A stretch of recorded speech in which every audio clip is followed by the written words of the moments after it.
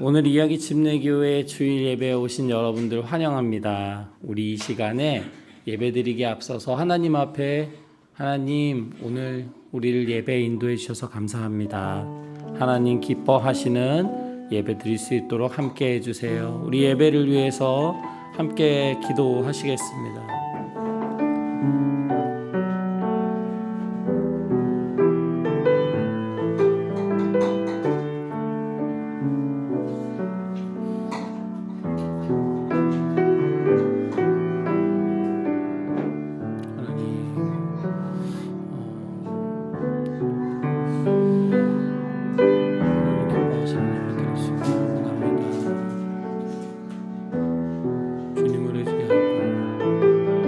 주님의 은혜 십자가만을 지하는 예배 되기를 원합니다.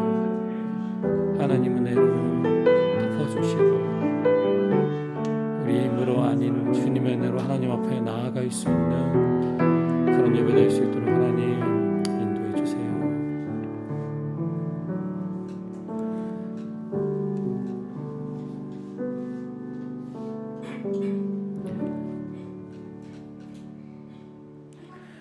하늘에 계신 우리 아버지, 아버지의 이름을 거룩하게 하시며 아버지의 나라가 오게 하시며 아버지의 뜻이 하늘에서와 같이 땅에서도 이루어지게 하소서. 오늘 우리에게 일용할 양식을 주시고 우리가 우리에게 잘못한 사람을 용서하여 준 것 같이 우리 죄를 용서하여 주시고 우리를 시험에 빠지지 않게 하시고 악에서 구하소서. 나라와 권능과 영광이 영원히 아버지의 것입니다. 아멘.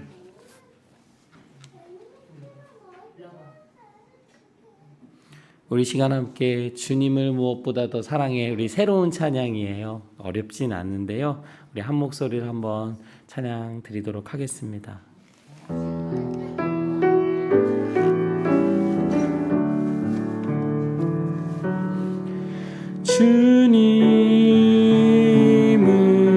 주님을 무엇보다 더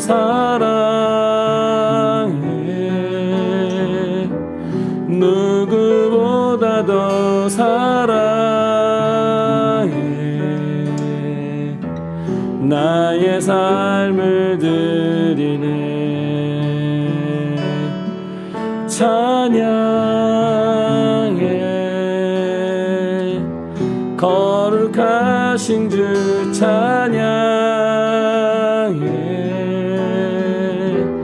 거룩하신 주 찬양해. 나의 삶을 드리네.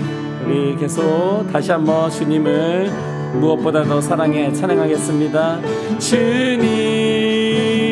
주님을 무엇보다 더 사랑해. 누구보다 더 사랑해. 나의 삶을 드리네. 찬양해. 찬양해. 거룩하신 주 찬양해. 거룩하신 주 찬양해. 나의 삶을 드리네.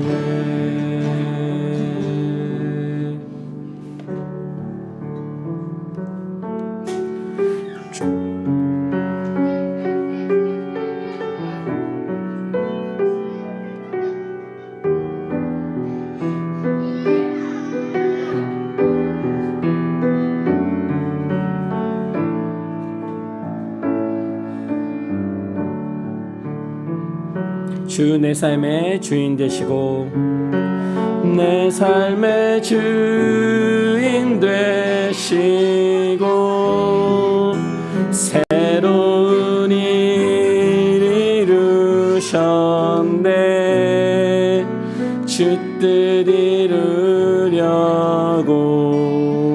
날 예정하셨네. 오직 주님만이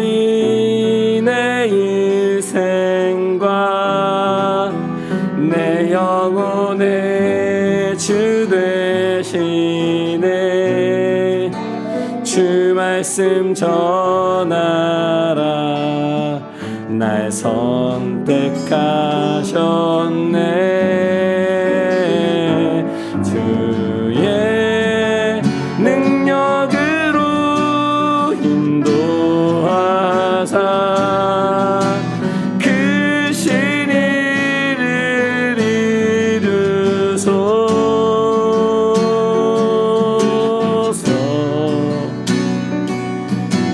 의지합니다. 주의 얼굴만을 찾으리니 주여 나와 함께하사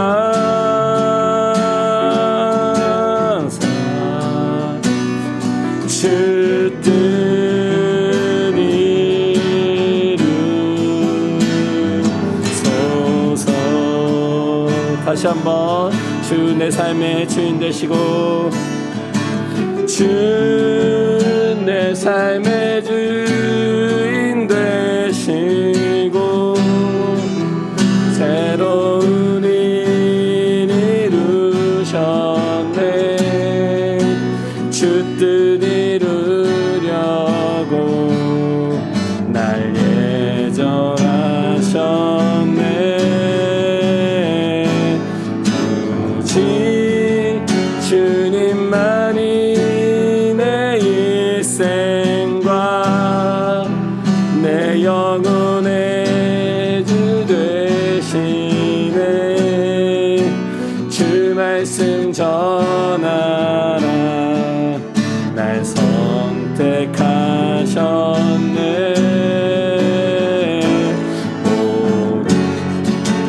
능력으로 인도하사 그 신의를 이루소서.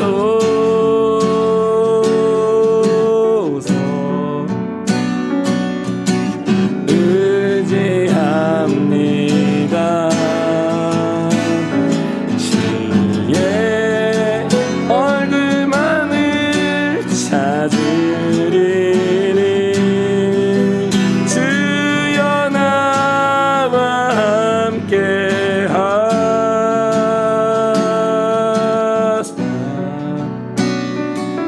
주 뜻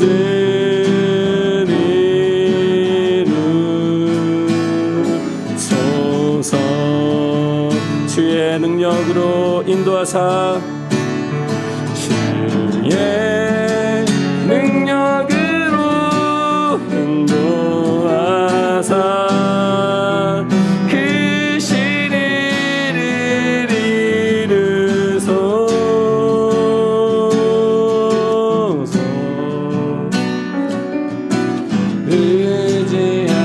의지합니다. 주의 얼굴만을 찾으리니 주여 나와 함께하사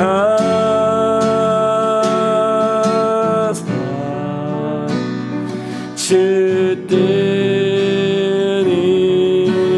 이루소서.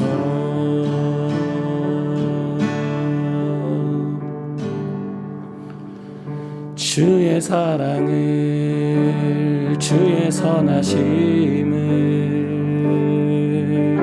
주의 은혜를 생각해보라.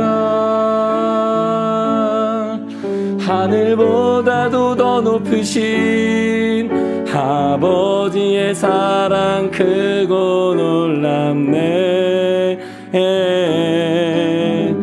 아버지 사랑 크고 놀랍네. 다시 한번 주의 사랑을 주의 선하심을 주의 은혜를 생각해보라. 하늘보다도 더 높으신 아버지의 사랑 크고 놀랍네. 아버지 사랑 크고 놀랍네. 내 어찌 그 사랑 내 어찌 그 사랑 잊으리. 내 어찌 주의 긍휼 잊으리. 내 영혼의 모든 소원 만족시킨 하나님. 주의 사랑을 주의 사랑을 주의 선하심을 주의 은혜를 생각해보라.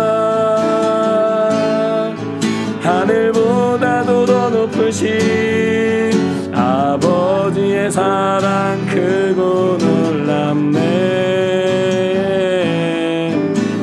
아버지 사랑 크고 놀랍네. 나 길을 잃고 헤맬 때 나 길을 잃고 헤맬 때 그 사랑 날 찾아 내셨네. 내 영혼의 모든 소원 만족시킨 하나님.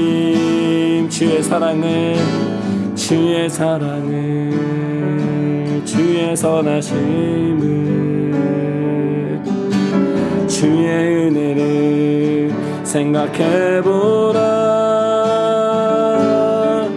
하늘보다도 더 높으신 아버지의 사랑 크고 놀랍네. 아버지 사랑 크고 놀랍네. 아버지 사랑 크고 놀랍네. 아버지 사랑 크고 놀랍네. 아버지 사랑 아버지 사랑 크고 놀랍네.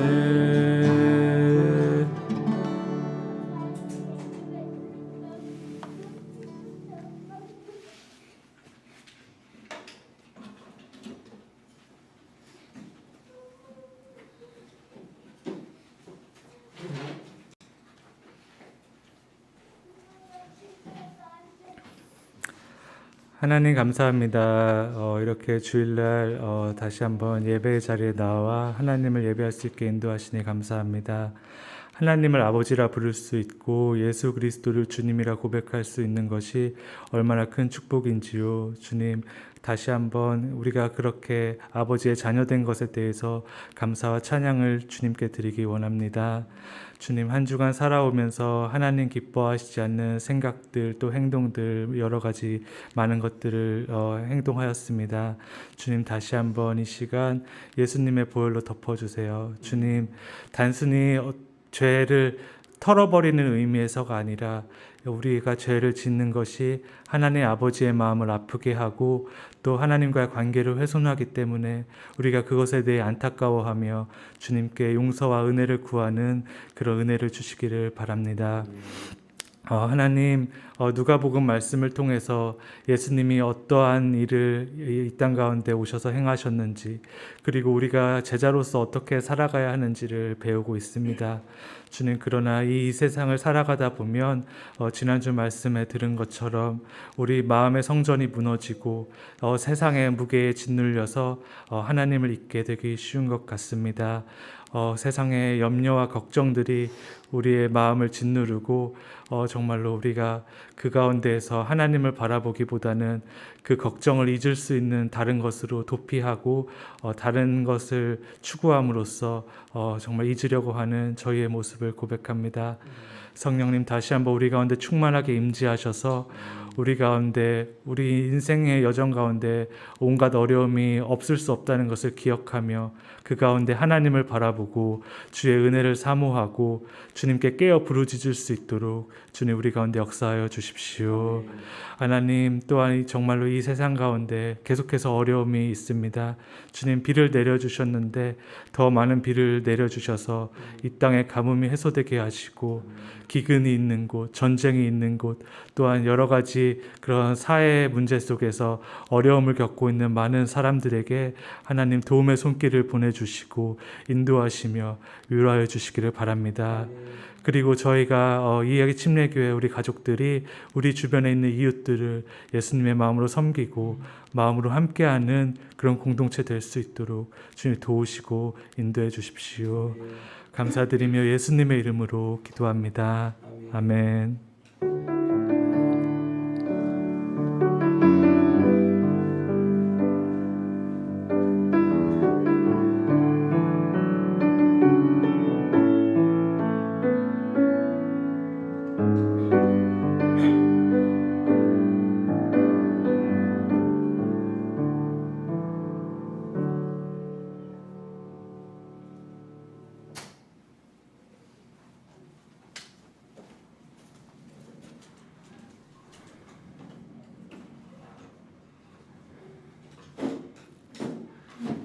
자, 우리 이야기 침례교회 가족들 반갑습니다. 날씨가 오늘도 너무 좋네요. 근데 오늘 기도의 내용처럼 지금 비가 내려야 되는데 그래서 계속 그런 부분 위해서도 계속 기도할 필요가 있는 것 같습니다. 오늘 함께 보실 말씀은 누가복음 22장 31절에서 34절 말씀인데요. 이 시간 함께 찾아보고 함께 읽고 말씀을 나누도록 하겠습니다. 누가복음 22장 31절에서 34절입니다. 우리 한 목소리로 읽겠습니다. 시작. 시몬아 시몬아 보아라, 사탄이 밀처럼 너희를 체질하려고 너희를 소나기에 넣기를 요구하였다. 그러나 나는 내 믿음이 꺾이지 않도록 너를 위하여 기도하였다. 네가 다시 돌아올 때에는 네 형제를 굳세게 하여라.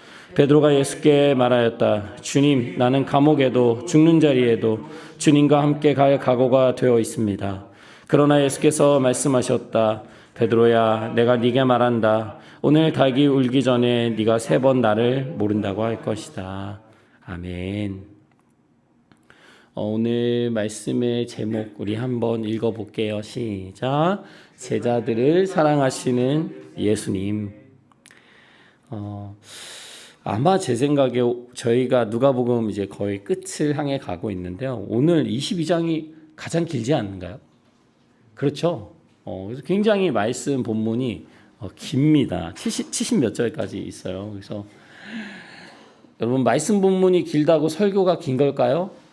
아니에요. 예, 말씀 본문이 길다고 설교가 꼭 긴 건 아니니까요. 너무 걱정하지 마시고 오늘 제자들을 사랑하시는 예수님이라는 제목으로 우리가 한번 말씀 하나님의 이야기를 나눠보도록 하겠습니다. 예수님께서 이제 예루살렘에 들어오셨고 그 어떤 명절이 다가오고 있었어요. 근데 여러분, 한국에도 대한민국에도 명절이 많잖아요. 대표적인 명절이 언제가 있죠? 추석, 또 설날. 여러분, 추석이 좋아요? 설날이 좋아요? 둘 다 좋고, 여기 설날, 여기 왜 설날이 좋죠? 용돈이요? 용돈을 누가 설날에요? 그런가요? 요즘에는 부모님이 그거 세뱃돈 받은 거 가져가지 않으세요? 숨겨놔요? 저는 세뱃돈을 받으면 어머니께서 다 받아가 다시 가져가셨어요. 그게 너무 그때는 억울하고 엄마 왜 그러시지 막 그래 너무 아쉬워했는데. 저는 얼마 전에 받아가지고 응. 말하고 있었는데 응. 동생이 자꾸 나는데 엄마가 뺏어나고 하니까 제 것도 뺏어갔어요. 진짜 그 세뱃돈을 결국 엄마가 뺏어갔다고 하는 거구나.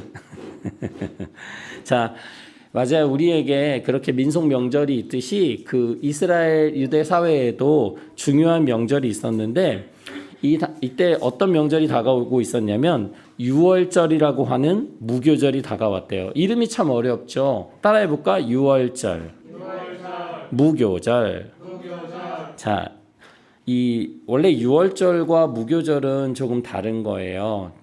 유월절은 우리가 아직 그 말씀을 우리가 창세기를 배우고 신약으로 넘어왔기 때문에 출애굽기 말씀은 아직 배우지 않았어요. 그래도 우리 아이들도 그렇고 출애굽기 그 이집트를 탈출하는 이스라엘 백성이 이집트에서 나오는 이야기를 다 기억하고 있죠. 자, 그때 마지막에 이스라엘 사람들이 이 이집트를 탈출할 수 있었던 마지막 사건이 뭐였냐면 하나님께서 이집트에 내리신 몇 번째 재앙? 10번째 재앙. 10번째 재앙으로 인해서 이스라엘 사람들이 탈출할 수 있었는데 그건 뭐냐면 천사가 죽음의 천사, 심판의 천사가요. 딱 모든 집을 다니면서 그 집의 첫째를 죽이는 거예요. 그런데 그 집 문설주에 피를 발라놓잖아요. 피를 발라놓으면 양의 피를 발라놓으면 이 집은 넘어가야 되겠구나 하면서 넘어가는 거예요. 그 집을. 그래서 그게 유월절이에요. 넘어간다는 뜻이에요. 그런데 이스라엘 사람들은 하나님의 말씀을 듣고 이미 가축을 잡아서 양을 잡아서 피를 다 발라놨거든요. 근데 이집트 사람은 발라놨을까? 안 발라놨죠. 그래서 그 집의 장자들이 다 죽은 거예요. 자, 이날을 기념하는 것이 바로 유월절을 기념하는 거고요. 이 무교절은 뭐냐면 이것 이후로 이렇게 7일 동안 이집트를 탈출한 그때를 기억하는 그런 명절, 절기가 무교절이에요. 근데 여러분, 도망 나올 때요, 배고프잖아요. 또 음식을 준비해야 되는데 막 냄비에다 끓이고 후라이팬에 볶고 막 그럴 수 있어요? 도망가야 되는데 어떻게 해야 돼요? 빨리. 그리고 썩지 않는 음식을 준비해 가야 되잖아요. 그래서 빵을 구웠는데 무교병이라고 해서 이렇게 막 부풀지 않는 거 해가지고 그런 빵을 만들어서 그때 먹었거든요. 그래서 이 무교절 기간에는 이 무교병이라는 것을 먹어야 됐어요. 그리고 7일 동안 기념한다고 했잖아요. 무교절을. 그래서 첫째 날하고 7번째 날에는 일을 하면 안 되는 거예요. 그런데 그 중에 그 유월절은 당시 신약 시대에 그 어떻게 되냐면 예수님, 우리가 지금도 기억하는 예수님의 고난 주간이 있죠. 예수님께서 고난 당하시는 그 주간의 목요일이 이 유월절하고 겹쳐요. 여러분, 아까 유월절에 어떤 동물을 잡는다? 양을 잡는다고 했잖아요. 우리가 예수님을 어떻게 표현하냐면 하나님의 어린 양이라고 표현해요. 그건 예수님이 양처럼 이렇게 뚱뚱하고 털도 많고 그런 걸 의미하는 것이 아니라 예수님이 우리를 살리시기 위해서 죽임을 당하셨다는 얘기예요. 양들이 죽임을 당했잖아요. 양들의 피가 발라진 집에서는 장자들이 죽지 않았던 것처럼 예수님이 우리를 위해서 피 흘리셨다는 얘기입니다. 그것을 기념하는 것이 어떻게 보면 유월절과 이렇게 비슷한 시기예요. 예수님의 고난일과. 예수님은 이 명절을 준비하라고 하셨어요. 제자들한테. 아까 우리가 설날이 좋다고 했는데 여러분 설날엔 뭐 먹죠? 뭐가 맛있죠? 설날에? 호떡이요? 떡국이요. 그렇지요. 제가 잘못 들은 거죠. 떡국을 준비하죠. 그래서 만두를 넣는 집도 있고 안 넣는 집도 있어요. 자, 이렇게 명절에는 같이 음식을 준비해서 먹는 게 당연한 거거든요. 그래서 예수님도 제자들에게 우리 같이 기념할 수 있는 그런 음식을 파티를 준비해라 이렇게 이야기합니다. 근데요, 이때에 예수님의 제자 중에 한 명 마음 안에 사탄이 들어갔어요. 마귀, 악마가 예수님의 제자 중 한 명의 마음속에 들어갑니다. 그 제자가 누굴까요? 가룟 유다라고 해요. 12제자 중에 한 명, 그 예수님의 제자 중에 돈을 맡았던 사람이에요. 그 돈을 가지고 사용하고 계산하고 필요한 물건도 사고 했던 사람인데요. 그 가룟 유다의 마음 안에 악한 마음이 들어가기 시작합니다. 그러면서 이 유다가 예수님을 싫어했던 사람들 있잖아요. 대제사장, 율법학자, 장로들, 이 사람들하고 짜기 시작해요. 예수님을 팔아 넘긴 거예요. 예수님은 양이 죽임을 당한, 그리고 이스라엘 백성이 구원을 받은 이날을 기념하는 식사를 준비하라고 하셨지만, 이때에 가룟 유다는 예수님을 어떻게 하면 죽일까 고민하는 사람들과 같이 짜가지고 예수님을 팔아넘기고 있었다는 거죠. 우리가 최후의 만찬이라고 해서 가끔 어떤 이렇게 그림 같은 거 걸려 있는 거 본 적 있을 거예요. 예수님이 앉아 계시고 옆에 제자들이 쫙 앉아서 음식이 쫙 있죠. 마지막 만찬, 예수님과 마지막 식사를 하는 시간이 드디어 다가왔습니다. 그런데 예수님은 이 제자들과 이 마지막 식사를 꼭 하고 싶으셨어요. 그래서 예수님이 이렇게 말씀하세요. 내가 앞으로 고난을 당할 거야. 근데 이 고난을 당하기 전에 너희들과 함께 이 유월절 음식을 먹기를 너무나도 기다렸어. 여러분, 예수님께서 왜 이 유월절 음식 먹는 것을 기다리셨을까요? 여러분, 이 문제가 좀 어려워요. 왜 예수님께서는 이 마지막 만찬, 식사를 제자들과 하기 원하셨을까? 하면서 미래에 대해 말하시는 하면서 앞으로 무슨 일이 일어나는지 얘기하시려고. 자, 좋아요. 또 다른 분들. 왜 이 마지막 식사를 반드시 하기를 원하셨을까? 왜 그러셨을까? 그냥 마지막이니까?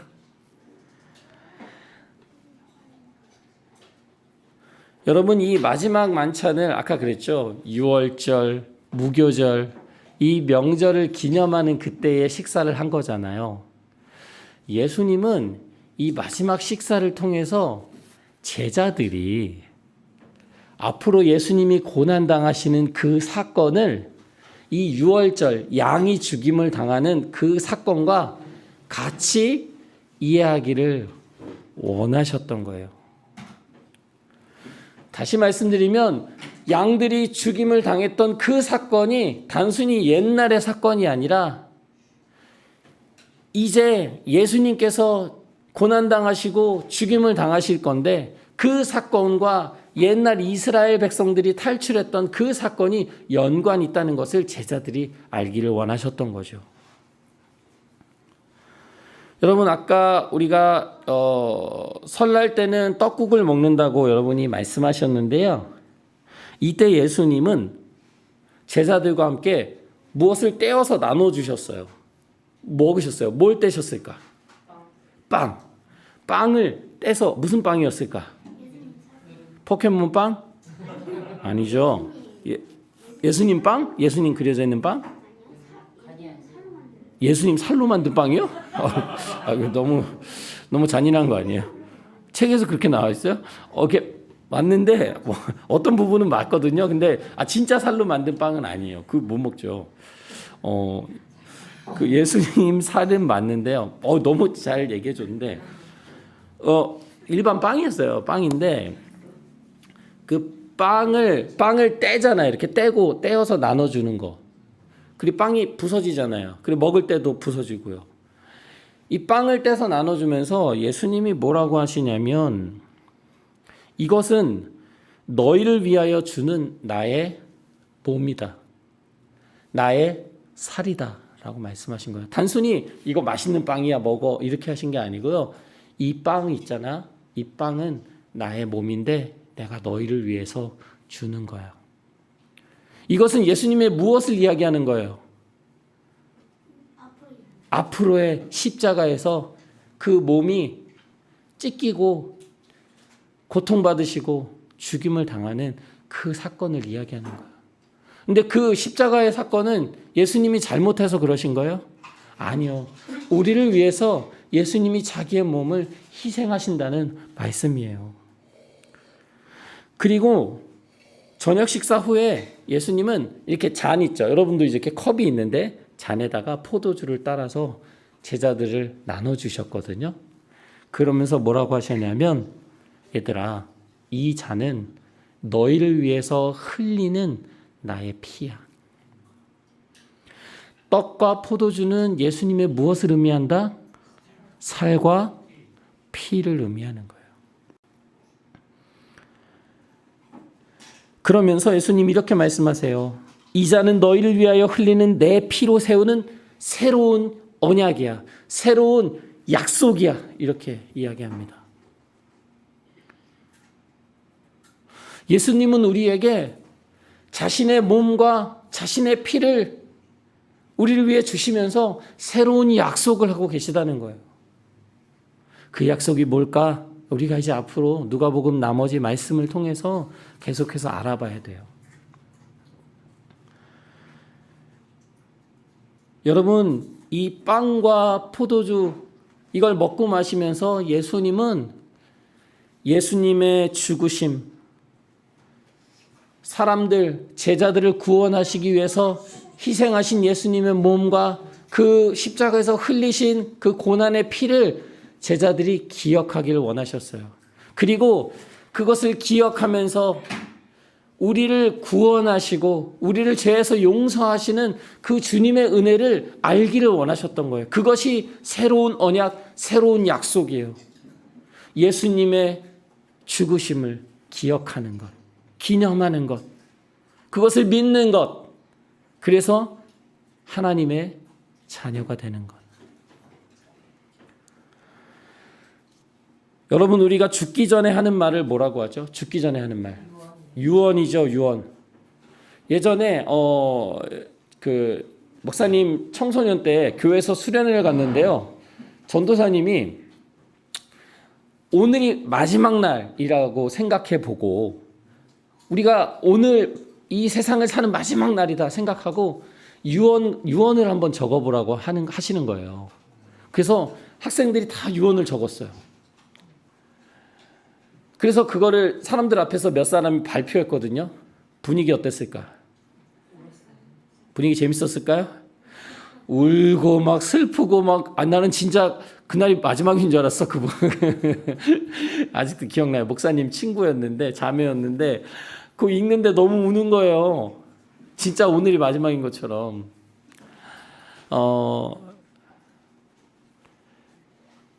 예수님은 어쩌면 만찬을 통해서 제자들에게 마지막 유언을 하고 계신 거잖아요. 너희는 나의 희생을 기념하면서 살아야 돼라고 말하고 계시는데 제자들이 이것을 진지하게 받아들였을까요? 받아들이지 않았을까요? 우리 아이들 너무 잘하네요. 제자들은 이 말을 그렇게 진지하게 받아들이지 않았어요. 예수님이 이제 곧 죽으신다고 말씀을 하셨는데도요. 이 말씀 바로 뒤에 어떤 사건이 나오는지 알아요? 제자들끼리 싸움이 났어요. 제자들끼리 왜 싸웠을까? 왜 싸웠을까? 제자들 12명이 다 붙었어. 왜 싸웠을까? 응? 돈을 얻으려고. 누가 제일 잘났냐라는 얘기가 나왔어요. 서로가 잘났다는 거예요. 내가 예수님의 제일 첫째가는 제자지. 내가 너보단 낫잖아. 야, 너는 어부잖아. 나는 그래도 세리 회계야. 이런 거 공부한 사람이야. 또 너는 어떻잖아. 누가 제일 높다. 누가 더 잘났다. 못났다. 이걸로 서로가 다툼이 났어요. 심각하게 싸웠습니다. 이때 예수님이 그것을 보시고 제자들에게 이렇게 말씀을 하세요. 얘들아, 왕들 있잖아, 왕들. 각 나라의 왕이면 그 나라에서 몇 번째 자리예요? 첫 번째 자리, 제일 높은 사람이잖아요. 왕들 있잖아. 왕들은 백성들 위에 군림하는 사람이야. 내가 최고야. 내가 제일 높은 사람이야. 나에게 모든 권력이 있어. 그래서 왕이 모든 걸 마음대로 하는 사람이야. 군림하는 사람이야. 근데 그런 거 별로 중요한지 않은 맞아요. 그런 거 중요하지 않아. 왕이라고 그렇게 하면 안 돼. 그런데 그렇게 한다는 거지. 그리고 백성들에게 어떤 힘을 막 드러내는 사람들이 있거든요. 그 사람들은 마치 그들이 대단한 걸 한 것처럼 사람들 앞에서 행동한다는 거예요. 그러니까 우리가 뭐냐면 높은 자리에 올라갈수록 더 교만해지고 다른 사람들을 더 누르려고 하고 다른 사람보다 내가 더 잘났다는 것을 나타내기를 원한다는 거예요. 이게 이 세상에 사람들이 살아가는 방식이다. 그런데 예수님 이렇게 말씀하세요. 그러나 너희는 그렇지 않다. 너희 가운데서 가장 큰 사람은 누군지 아냐? 너희 중에 가장 힘센 애, 너희 중에서 공부 가장 잘하는 애, 너희 중에서 돈이 가장 많은 애가 아니야. 너희 중에서 나를 가장 가까이서 따랐던 제자 아니야. 너희 중에 가장 큰 사람은 누구냐면 어린아이 같은 사람. 너희 중에 다스릴 수 있고 다른 사람들을 오히려 이끌 수 있는 사람은 누군지 알아? 그 사람은 섬기는 사람이야. 세상이 이해하는 높은 사람, 백성 위에 군림하는 그런 사람이 아니라 너희는 오히려 너희 자신을 어린아이와 같이 낮추고 다른 사람들을 너희보다 더 높게 세워주고 그렇다면 그 사람이 너희들 중에 가장 높은 자리에 있는 사람이야. 가장 위대한 사람이야 라고 예수님께서 제자들에게 가르치고 계십니다.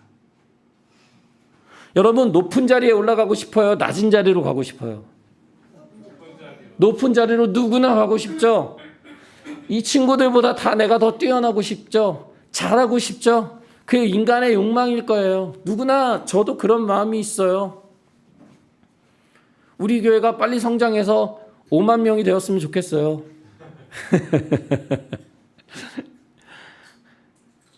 여러분 그런데 예수님은 이렇게 말씀하십니다. 두 사람이 있다. 누가 더 높은 사람인지 맞춰봐라. 여러분도 맞춰보세요. 밥상에 앉아서 밥 먹고 있는 사람이 높냐? 아니면 그 밥상에 앉아서 밥 먹고 있는 사람을 시중 드는 사람이냐? 여러분 누가 더 높은 사람이에요? 시중 드는 사람이 높은 위치에 있는 사람일까? 막 반찬도 갖다 주고 밥 갖다 주고 막 물도 갖다 주고 닦아주고 그 사람이 높은 사람일까? 아니면 밥을 먹고 있는 사람이 높은 사람일까? 밥을 먹고 있는 사람이 높은 사람이잖아요. 근데 예수님이 뭐라고 하시냐면 그러나 나는 섬기는 사람으로 너희 가운데 있는 거야. 나는 너희 중에 밥을 먹고 있는 사람으로 섬김 받는 위치로 있는 것이 아니라 너희가 밥을 먹고 나는 너희를 섬기는 사람으로 너희 중에 낮은 모습으로 어린아이와 같은 모습으로 너희 중에 내가 있었어.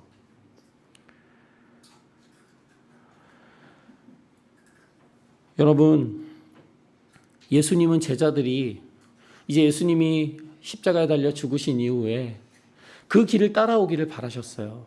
근데 그 길은 사람들 앞에서 나 잘났죠? 나 대단하죠? 나 이 정도의 힘 있어? 이런 걸 드러내는 그런 길이 아니고 대접받고 인정받고 그냥 자기가 원하는 모든 걸 할 수 있는 그런 위치에서 살아가는 그런 삶이 아니라 맞아요. 그것도 별로 좋은 삶이 아니잖아요. 그런 세상과 달리 겸손하고 다른 사람을 섬기면서 그런 정말 진정한 높은 자리에 있는 사람으로서 살아가기를 원하셨다는 거죠. 여러분, 예수님은 누구예요? 이 세상에 누구예요? 예수님은 왕이잖아요.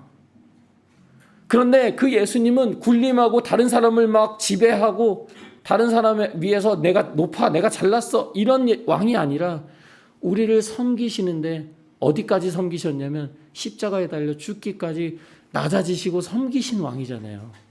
우리한테 그 말씀을 하고 계신 거예요. 제자들에게 너희가 진정 높아지기를 원한다면 낮아지고 다른 사람을 섬겨라. 이 말씀을 하신 이후에 예수님의 제자 중에 좀 대표되는 제자 한 명 있거든요. 누구예요? 요한도 대표되죠. 또 베드로.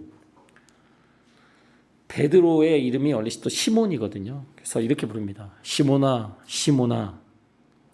사탄이 밀처럼 우리 밀 있죠. 밀처럼 너희를 체질하려고 너희를 사탄의 소나기에 넣으려고 요구했다. 그 얘기는 뭐냐면 이렇게 체질하잖아요. 이렇게 막 걷어가지고 불필요한 건 내려보내고 남은 거 이제 알곡만 남잖아요. 그런 체질을 사탄이 한다는 거예요. 이 제자들을 체질한다는 거예요. 무슨 얘기냐면 제자들의 신앙을 흔들어 놓는다는 얘기예요. 흔들어서 결국은 떨어지기를 바라는 거죠. 사탄의 소나기에 넣으려고 지금 사탄이 제자들을 계속 주시하고 있다는 거예요. 제자들만이 아니라 우리 모든 이야기 침례교회 가족들을 사탄이 주시하고 있다는 거예요. 어떻게 하면 신앙을 무너뜨려 버릴까? 어떻게 하면 하나님을 믿지 않고 떠나고 자기 마음대로 살게 할까? 계속해서 우리를 바라보고 있다는 겁니다. 그런데 예수님이 이렇게 말씀하세요. 그러나 나는 너의 믿음이 꺾이지 않도록 너를 위해서 내가 기도했어. 베드로, 사탄이 너를 유혹하고 넘어뜨리려고 계속 하고 있지만 나는 너의 믿음이 넘어지지 않도록 기도했어. 베드로야, 네가 다시 돌아올 때에는 너의 형제들을 굳세게 해줘. 네가 다시 돌아올 때는 너 분명히 실패할 거야. 실수할 거야. 너 분명히 나를 떠날 거야. 그런데 네가 다시 돌아왔을 때는 그때는 다른 사람을 세우는 사람이 될 거야. 다른 사람을 세워줘. 베드로가 이 이야기를 들으니까 기분이 좋을까 안 좋을까? 안 좋아. 왜 안 좋아요? 그렇죠. 예수님이 베드로를 믿지 않는 것 같잖아요. 돌아온다니. 그래서 베드로가 뭐라고 얘기했냐면 주님, 저는 감옥에 가든지 죽는 자리든지 어디든지 주님과 함께 갈 거예요. 저 준비됐어요. 저 각오가 되어 있습니다. 주님 그렇게 말씀하지 마세요. 예수님이 베드로에게 말씀하십니다. 베드로야, 오늘 닭이 울기 전에 너가 몇 번? 3번. 3번이나 나를 모른다고 할 거야. 너 3년이나 나랑 같이 지냈고 너 가장 가까이 있었잖아. 그런데 오늘 닭이 울기 전에 3번 네가 나를 모른다고 할 거야.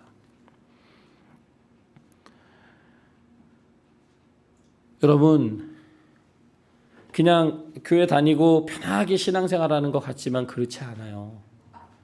사탄은 끊임없이 우리의 마음을요, 하나님으로부터 멀어지게 해요. 사탄은 그 방법을 알고 있어요. 우리가 무엇에 약한지 알고 있어요. 어떤 걸 건드리면 하나님으로부터 멀어질 수 있는지 다 알아요. 자칫하면 우리가 하나님을 떠날 수 있는 사람들이라는 걸 너무나 잘 압니다. 그래서 제자들도요, 그렇게 3년을 예수님과 같이 했는데도 예수님 말씀하시잖아요. 베드로한테 너 나 떠날 거야. 베드로와 제자들, 이런 사탄의 공격 속에서 실패와 어려움을 겪고 예수님을 반드시 떠나게 돼 있습니다. 말은 떠나지 않는다고 했지만 떠나게 돼 있어요. 그런데 여러분, 우리도 마찬가지예요. 예수님을 쉽게 떠날 수 있을까? 떠나지 않을까? 우리 예수님을 쉽게 떠날 수 있어요. 아무리 우리가 오늘 나와서 주님을 무엇보다도 더 사랑해. 주님을 누구보다도 사랑해. 나의 삶을 드리네라고 우리가 찬양했잖아요. 우리가 그렇게 얼마든 고백할 수 있는데요. 그런데 실제로 그런 어려움의 순간들이 올 때 우리 그렇게 살 수 없어요. 살지 못해요. 예수님 떠납니다.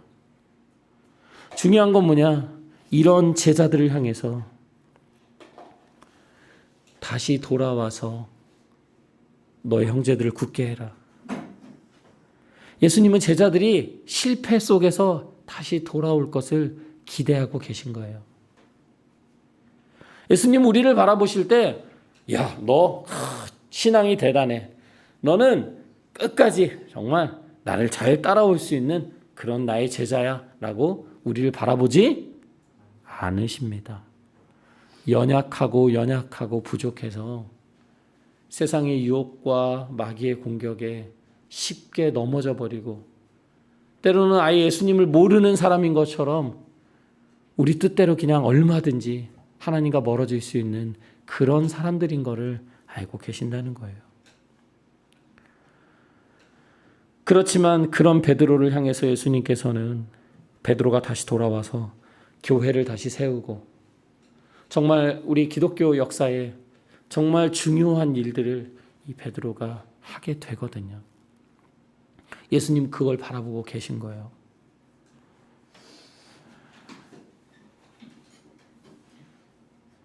예수님은 이제 마지막으로 산에 올라가셔서 하나님 앞에 기도합니다.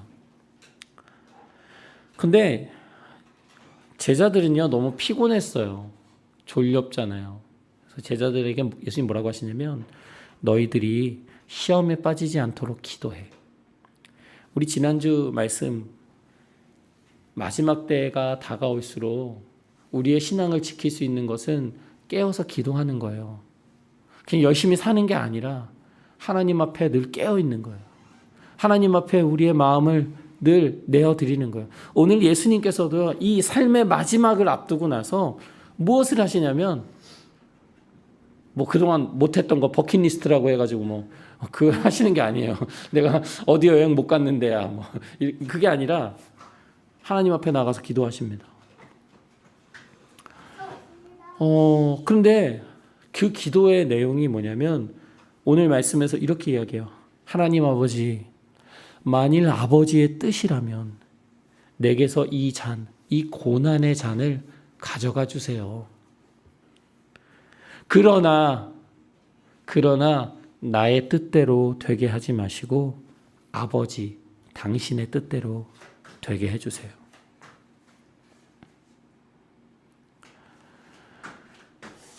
여러분, 오늘 예수님의 기도는 솔직한 기도였어요. 정직한 기도였어요. 여러분, 예수님이니까 예수님이 이렇게 기도하셨을까? 아버지, 이제 드디어 십자가를 향해 갑니다. 제가 잘할 수 있어요. 제가 잘 멋지게 십자가에서 장렬히 나의 목숨을 사람들을 위해서 바치겠습니다. 이렇게 멋지게 기도하셨을까요? 아니요. 하나님, 이것이 너무 무겁습니다. 너무 고통스럽습니다. 주님이 원하시면 이 잔을 가져가 주세요. 그런데 하나님의 뜻이 아니라면 그냥 이 고난받는 그 십자가의 길을 제가 갈 수 있도록 도와주세요.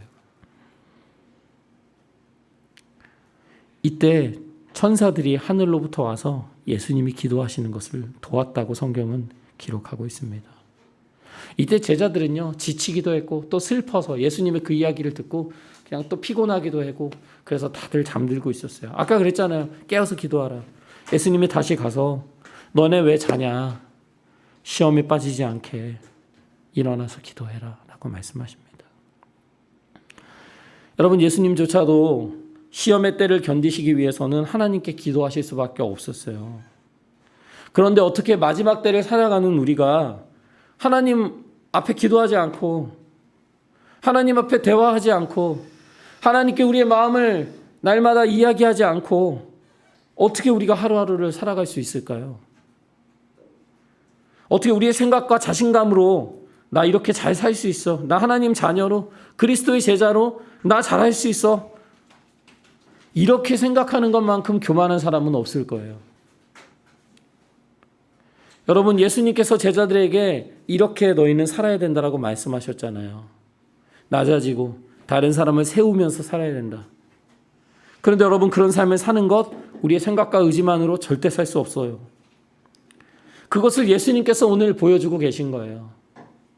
십자가를 지시는 그 길을 가기 위해서는 하나님 앞에 반드시 나와서 기도하면서 자신의 생각과 마음을 하나님 앞에 굴복시키고 내어놓지 않으면 그 길을 갈 수 없다는 거죠.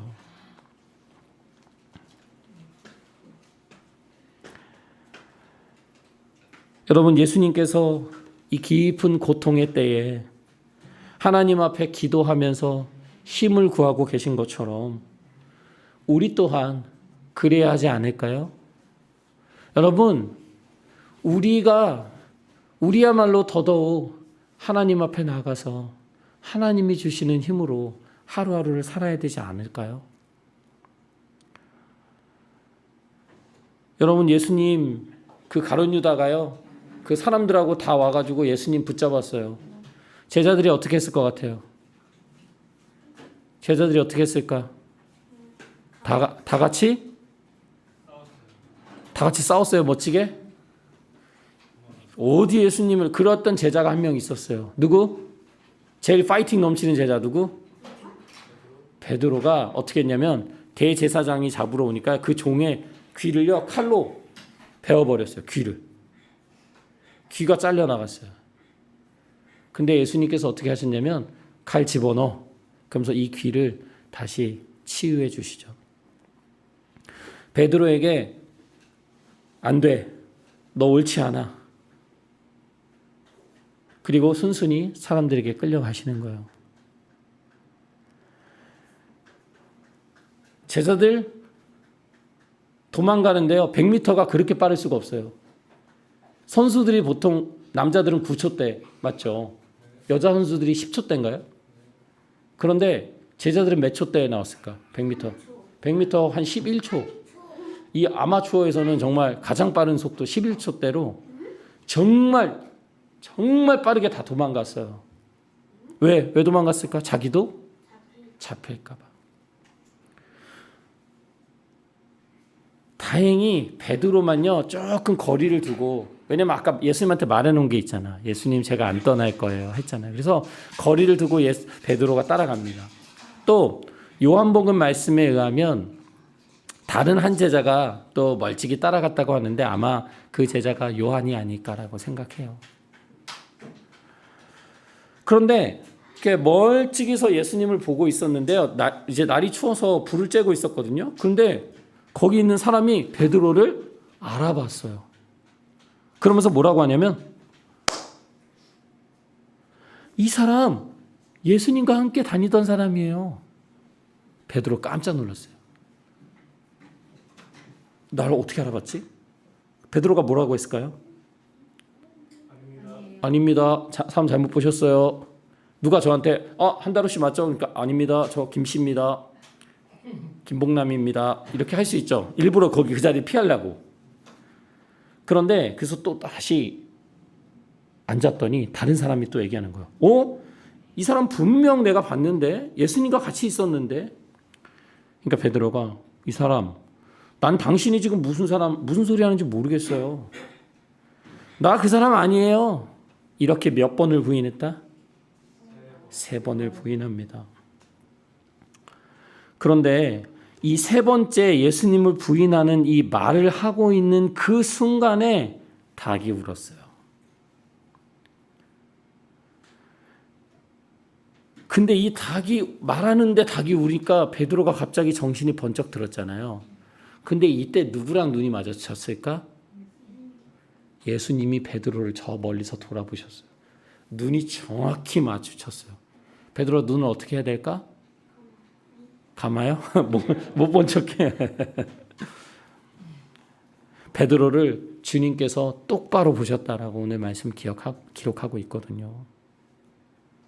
그러면서 예수님이 베드로에게 하신 말씀, 네가 닭 울기 전에 나를 3번 모른다고 할 거야.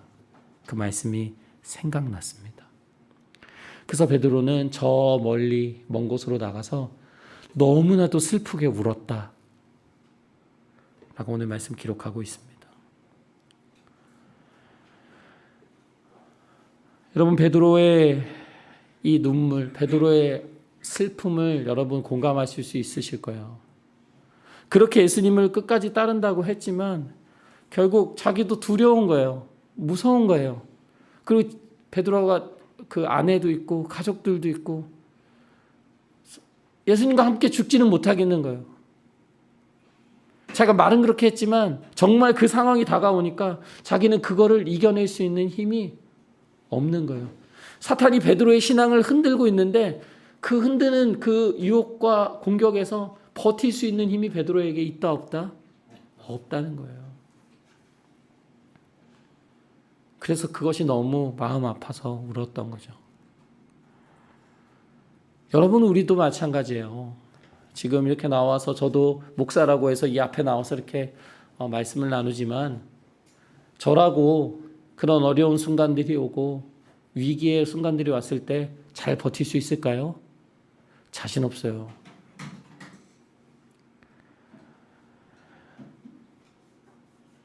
여러분, 그런데 예수님은 분명 그런 베드로를 향해 뭐라고 하셨냐면 네가 다시 돌아올 때에는 너의 형제들을 굳세게 해라. 너의 형제들의 믿음을 세워줘라. 예수님은 단순히 너 나 배신할 거야. 너 배신하면 가만 안 둔다. 너 내가 끝까지 쫓아간다. 지구 끝까지. 나 뒤끝 있는 거 알지?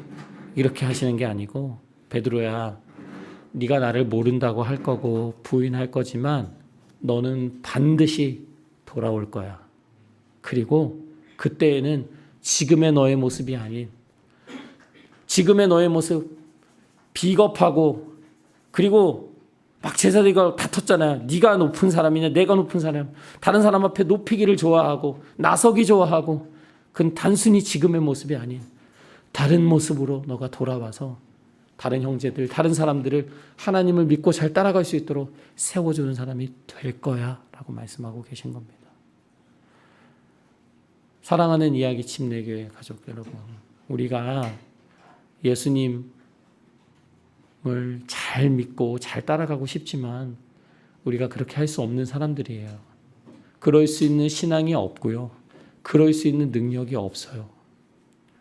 그렇지만 그렇다고 해서 예수님께서 우리를 야 그래 너네 그거밖에 안 되잖아. 너 그럴 줄 알았어. 너 신앙 수준이 딱 그럴 줄 알았어.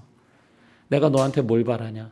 이렇게 말씀하시는 것이 아니라 오늘 베드로에게 하셨던 그 말씀을 똑같이 우리에게 들려주고 계신 거예요. 준수야, 동준아, 기주야. 너희가 어떤 때는 어떤 순간에는 나를 배신하고 나를 모르는 사람처럼 돌아설 거지만 아니야. 너희 그때 분명 언젠가는 다시 나에게로 돌아올 거야. 그리고 그때에는 다른 사람들을 세워주는 사람이 너희는 되어야 돼.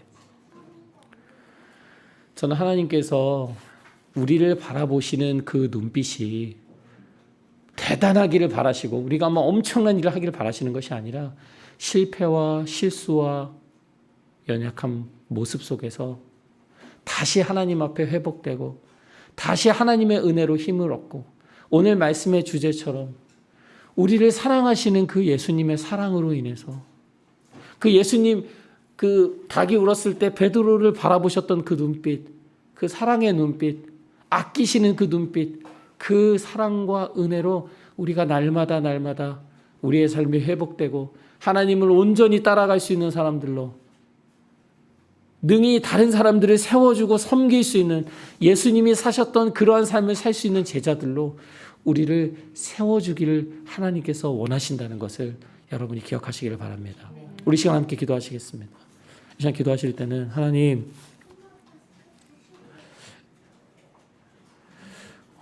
주님을 잘 믿고 따라갈 자신이 없습니다. 말로는 주님을 믿는다, 주님을 따른다고 하지만 저의 삶을 보면 전혀 어떤 제자로서의 온전한 모습이 아닙니다.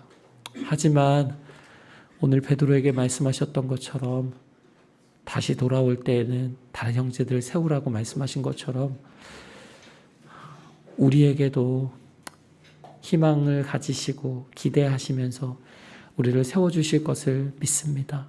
하나님, 우리 연약한 우리의 마음을 세워주세요. 우리 연약한 신앙을 붙들어 주세요. 또 하나님께서 우리에게 주신 은혜가 있다면 이 시간 하나님 앞에 고백하면서 함께 기도하시겠습니다. 기도하시겠습니다.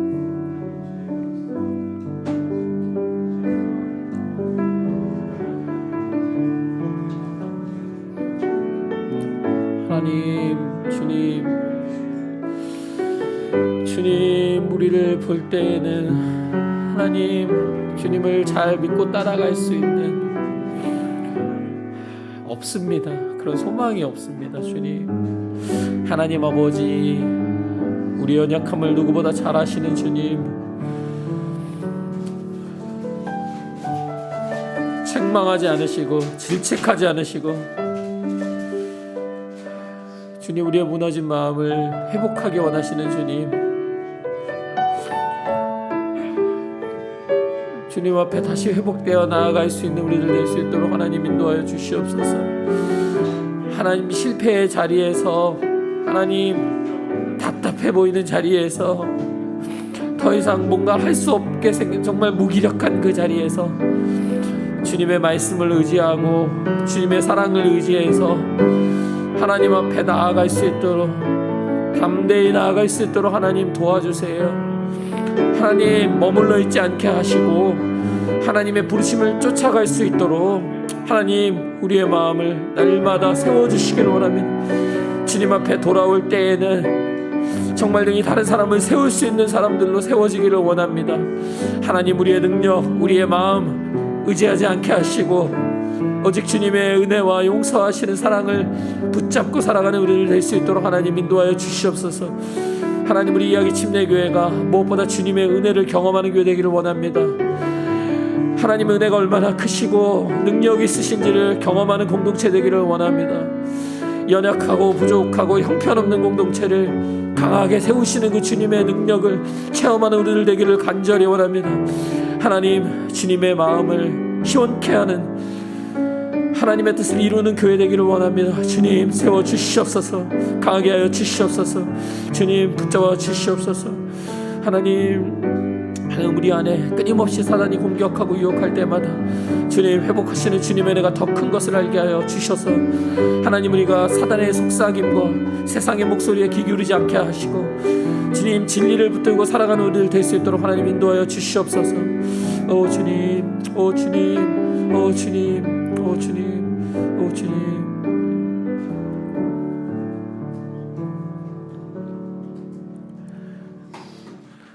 하나님 우리가 주님을 사랑하고 우리가 주님께 헌신하고 우리가 주님께 삶을 드리는 것이 아니라 하나님께서 우리를 사랑하시고 하나님께서 우리를 위해 자신의 아들을 보내시고 우리를 섬겨주심을 오늘 말씀을 통해 우리가 배우게 되었습니다. 하나님 그동안 교만하게 하나님 앞에서 정말 잘 믿음을 지키며 살아갈 수 있다고 생각했던 우리의 교만한 마음을 용서해 주시고 여전히 연약하고 부족하고 쉽게 흔들리는 우리지만 주님의 사랑이 우리를 붙들고 계셔서 그 사랑으로 인해서 하나님께 나아갈 수 있음을 기억하는 우리들 될 수 있도록 인도하여 주시옵소서. 하나님 다시 만날 그때까지 우리 이야기 침례교회 공동체가 오직 주님의 사랑과 은혜로 하루하루를 살아가기를 원합니다. 하나님을 의지하고 하나님을 붙들고 하나님 앞에 깨어서 기도하는 우리의 교회 될 수 있도록 하나님 인도해 주세요. 감사하고 예수님의 이름으로 기도했습니다. 아멘. 우리 함께 주의 사랑을 찬양 드리시겠습니다.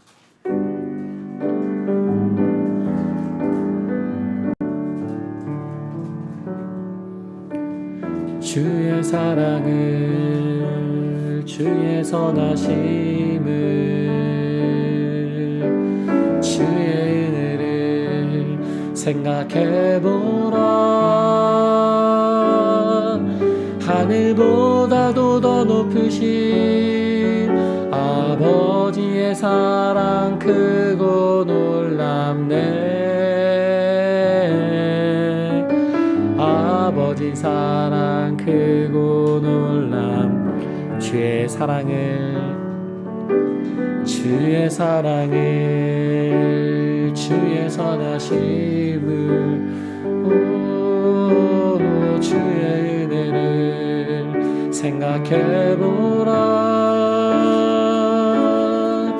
하늘보다도 더 높으신 아버지의 사랑 크고 놀랍네. 아버지 사랑 크고 놀랍네.